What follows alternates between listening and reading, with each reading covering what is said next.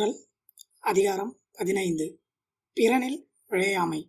இந்த அதிகாரத்தில் இருக்கும் அனைத்து குறள்களும் பிறன் மனை நோக்காமல் இருப்பது, அதாவது அடுத்தவர் மனைவி மீது விருப்பம் கொள்ளாமல் இருப்பதும், அப்படி இருப்பதனால் ஏற்படும் நன்மைகளும், அப்படி நடந்தால் ஏற்படும் தீமைகளை பற்றிய விவரங்களும் இந்த அதிகாரத்தில் அடங்கி இருக்கிறது.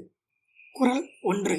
பிறன் பொருளால் பட்டொழுகும் பேதமை ஞாலத்து அறம்பொருள் கண்டார் கண்ணில். அதாவது இந்த உலகத்துல அறத்தையும் பொருளையும் கற்று தேர்ந்தவர்களிடம் அடுத்தவர்களின் உரிமை ஆகிய அடுத்தவர் மனைவி மீது ஆசைப்பட்டு வாழும் எண்ணம் இருக்காது அப்படிங்கிறது தான் இந்த குறளுக்கான விளக்கம். குறள் 2. அரண்கடை நின்றாருள் எல்லாம் பிறன்கடை நின்றாரில் பேதையார் இல். அதாவது அடுத்தவர் மனைவியை அடைவதற்கு துணிந்தவர்கள் அறவழியை விடுத்து தீய வழியில் செல்லும் கடைநிலை மனிதர்களை காட்டிலும் கீழானவர்கள் என்பது இந்த குறளுக்கான விளக்கம். குறள் 3. விழிந்தாரின் வேரல்லர் மன்ற தெளிந்தாரில் தீமை புரிந்தொழுகுவார். அதாவது நம்ம மேல சந்தேகப்படாத ஒருத்தவங்க வீட்டுக்குள்ள போய் அந்த வீட்டில் இருக்கும் அவரின் மனைவியுடன் தவறான தொடர்பு கொண்டு வாழ்பவன் இறந்து போனவனே அன்றி உயிருடன் வாழ்பவன் இல்லை அப்படிங்கிறது தான் இந்த குறளுக்கான விளக்கம். அதாவது நம்மளை நம்பி பழகிறவங்க வீட்டில் இருக்கிற அடுத்தவங்க மனைவி கூட தகாத உறவில் ஈடுபடுறது நம்ம உயிரோட இருந்தாலும் செத்ததுக்கு சமம் அப்படின்னு சொல்றாங்க. குறள் 4. எனை துணையர் ஆயினும் எண்ணாம் திணை துணையும் தேரான் பிறனில் புகழ். அதாவது அடுத்தவர் மனைவியை விரும்பி தன் பிழையை சிறிதும் எண்ணாமல் அந்த வீட்டில் நுழைபவன் எத்தனை பெருமையாய் உடையவனாய் இருந்து என்ன பயன் அப்படிங்கிறது தான் இந்த குறளுக்கான விளக்கம். நாம தப்பு பண்றோம் அப்படிங்கிறத கொஞ்சம் கூட யோசிக்காம அடுத்தவர் மனைவி மீது விருப்பம் கொள்வது நீ எவ்வளவு பெரிய ஆளா இருந்தாலும் உன்னை அந்த பெருமையை மதிப்பிழக்க செய்யும் அளவிற்கு தவறான செயல் ஆகும். குறள் 5. எளிதென இல்லிருப்பான் எய்தும் எஞ்ஞான்றும் விழியாது நிற்கும் பழி.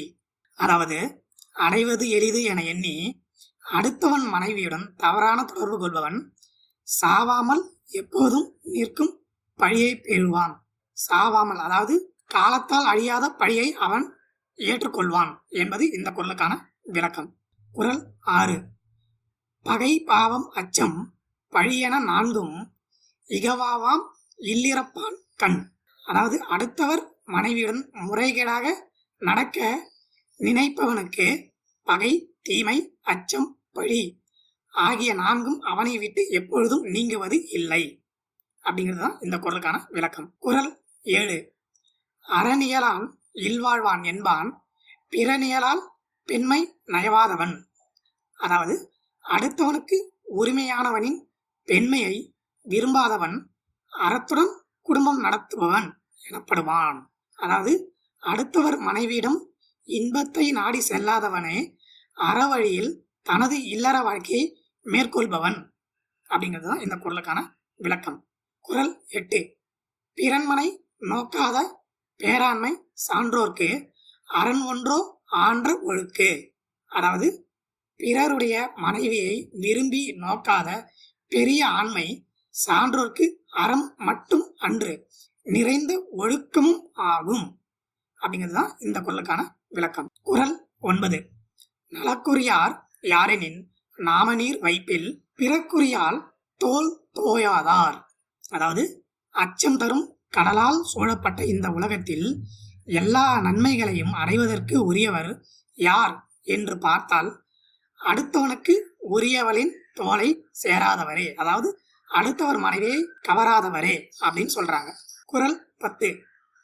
அரண் வரையா அல்ல சீனும் பிறன் வரையால் பெண்மை நயவாமை நன்று. அதாவது அறம் செய்யாமல் பாவத்தையே செய்பவனாக இருந்தாலும் அடுத்தவனின் உரிமையான மனைவி மீது ஆசை கொள்ளாமல் இருப்பது என்றும் நல்லது அப்படிங்கிறது தான் இந்த குறளுக்கான விளக்கம். திருக்குறள் அதிகாரம் 15 அனைத்து குறள்களையும் இந்த வீடியோவில் பார்த்தோம். தொடர்ந்து அனைத்து அதிகாரங்களும் ஒன்றன் பின் ஒன்றாக பதிவிடப்படும். நன்றி, வணக்கம்.